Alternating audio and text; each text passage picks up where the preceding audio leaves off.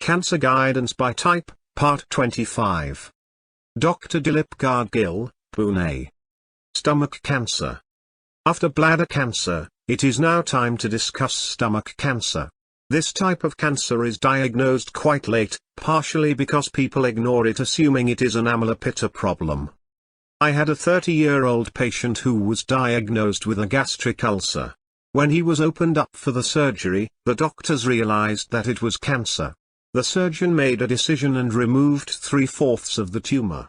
The 10 lymph nodes around it were sent ahead for biopsy, of which 6 were found to be malignant. The surgeon told the patient's family to take him home and that he wouldn't live for more than 2 months.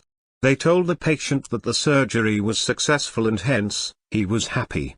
His family, on the other hand, was worried for him. He was just a factory worker and had 2 young children. They came to me for advice, but the patient wasn't willing to try out Ayurveda because he found it pointless, given that he thought he had already recovered. He also felt like I was just trying to skim money from them. Since his family was insisting him to listen to me, he finally relented. I kept him on a strict milk-only diet and started giving him medicines. He responded well to this and recovered. He was alright for 6 months, going to work on his bicycle and drinking about 2 liters of milk every day. One day, he started vomiting uncontrollably. I reckoned that it seemed like a case of surgical complications or adhesions, since they are very common. We went for a scan again and that is what it turned out to be. The adhesions were disentangled through another surgical procedure. Now, this was the same surgeon who had told his family that he would only survive for 2 months.